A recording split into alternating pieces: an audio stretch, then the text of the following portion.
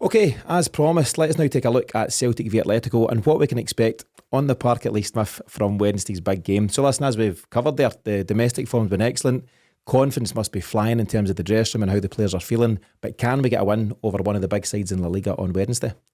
Yes, we can, as we can in any game. But they're a cracking team. You look at the players that are in it.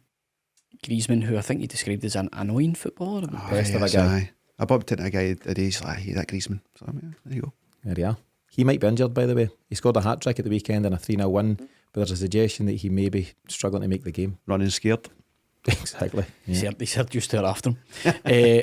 The boy is at Carrera as well. It's a team full of fantastic players, but when we play MD at Celtic Park, as history's shown, if we turn up, we play in the right way, the fans are behind the team, we can get a result against anyone. So I think there's been enough hope in the performances to this point where you can think, yeah, we can get something out of the game.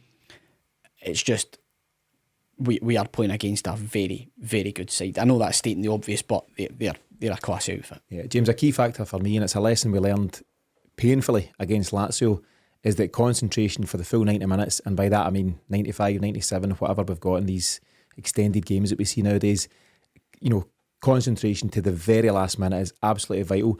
Callum McGregor was speaking pre-match and saying just that, and if you switch off for a second against guys of the calibre that Mif's spoken of, you will get punished. Yeah, they've just got to remember the message from the manager. The manager set them out perfectly the last two Champions League games. And particularly against Lazio, what happened was the heads went down when the goal got chalked off, which is daft, because you've shown you can score the goal, but human nature and all that stuff. Just stick to your plan, remember what you were told, and play that game. But yeah, the mental part of the game is so important for Wednesday night, because that's what will make or break the result. We've got the talent, and I think we've got the mentality. We just need to apply it for the full 95, 77 minutes. Just on the back of that, chances are generally at a premium. You need to take your chances, because we were left in a position there against Lazio where we had played as well as I think we'd played at home in the Champions League in a long time, and yet we were kind of ended up nervously trying to hold on to a 1-1 when we should have been in front. So the emphasis is on guys like Kyogo, Palma, whoever, Maeda playing up top, to take those chances.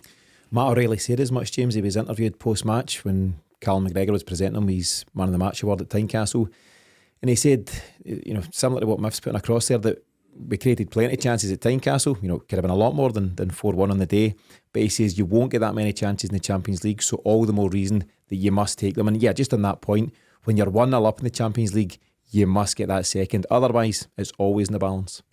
Even so when it was Kyogo's goal and it was 1-0, you were just kind of looking and going, we were well on top, and you're going, you need the second here. There was potentially a one where Hatate caught that elbow and you're going, that could be 10 men. That would have made a big difference, but none of those two things happened, and then all of a sudden you're one each. So no, I don't think it's just not in our style to be able to hold on to a 1-0 lead. We've got to just keep going for it at 1-0. Yeah, I think we should go 3-0 up and then we can relax. Then think about it. I'll say to Brendan, that's the plan. Just go 3-0 up, Brendan, and then it's cool. 3-0 up with the third goal scored about 86 minutes. Then we can all relax.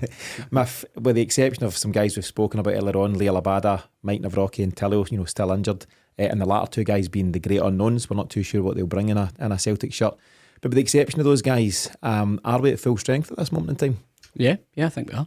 Cool. I think we are, and I think what we're seeing is more of an understanding about how the manager wants the team to play, and as a result, you're seeing results. Not only results in terms of winning games, but you're seeing the results of the style of play.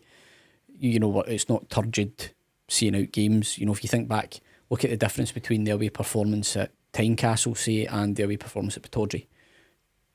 We've won both games, but in terms of style, much more flair and creativity in the game at Tynecastle. So it really, really bodes well.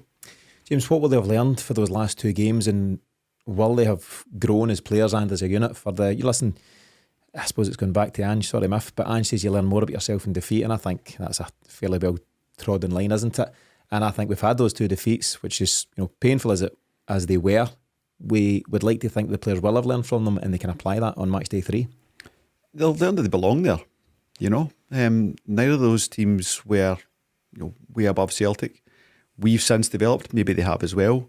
Some key developments in our squad is the fact that Palmer is now on form and on the left wing.